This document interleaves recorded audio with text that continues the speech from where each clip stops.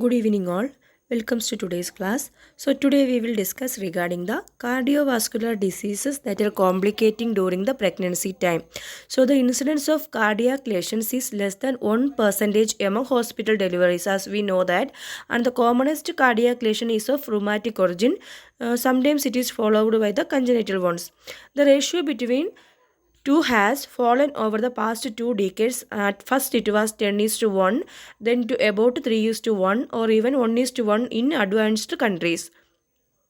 And also adequate treatment of the rheumatic fever by appropriate antibiotics if we give, we can cope up the disease. So first we will see some of the factors that are responsible for the cardiac failure. That is advanced age. Because of the advanced age, then cardiac arrhythmias or left ventricular hypertrophies, then the history of the previous heart failures, then the appearance of risk factors in pregnancy are some of the infections, anemia, hypertension, then the excessive weight gains and multiple pregnancies, then inadequate supervisions. Then we will see some of the effects of heart lesions on pregnancy. That is IUGR is quite common in cyanotic type of heart diseases. Then we will move on to the prognosis, how it will affect over the maternal and fetal. That is in maternal, the prognosis will depends on the nature of the lesions, then the functional capacity of the heart, then the quality of the medical supervision provided during pregnancy, labor and puerperium, then the presence of other risk factors mentioned earlier, then whether patient has undergone corrective surgery or not.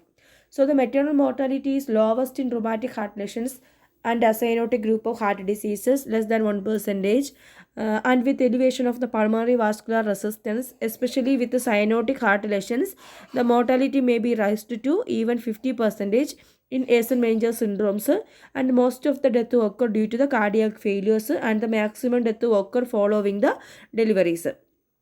And the other causes of the death are, that is pulmonary edemas, pulmonary embolisms, then the active rheumatic carditis, then subacute bacterial endocarditis, then the rupture of the cerebral aneurysms in coarctation of the aorta. However, with improved medical care, surgical corrections of the congenital lesions, and better obstetrical care, the maternal mortality have been reduced markedly.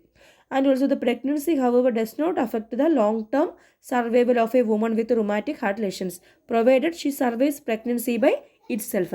Then we will see regarding the prognosis in the fetus.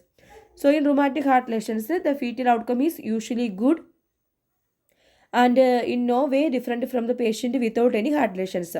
However, in cyanotic group of heart lesions, there is increased fetal loss, that is around 45% because of the abortions, IUGR, prematurity. Then the fetal congenital cardiac disease is increased by 3 to 10% if either of the parents have some of the congenital heart lesions.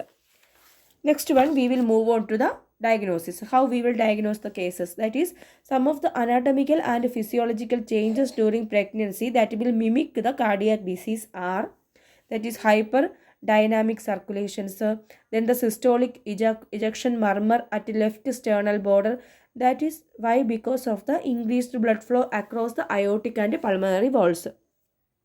Then we can see the dyspnea, decreased exercise tolerance, fatigue, syncope, then tachycardia, then shift of the ventricular apex, continuous murmur at second to fourth intercostal space. That is because of the mammary shuffles. Then the loud first sound with splitting.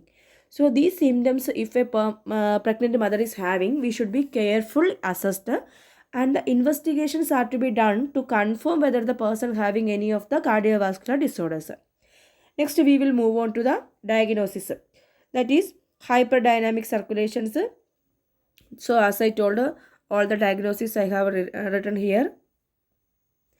Then we will move on to some of the symptoms. That is breathlessness, nocturnal cough, syncope, chest pains.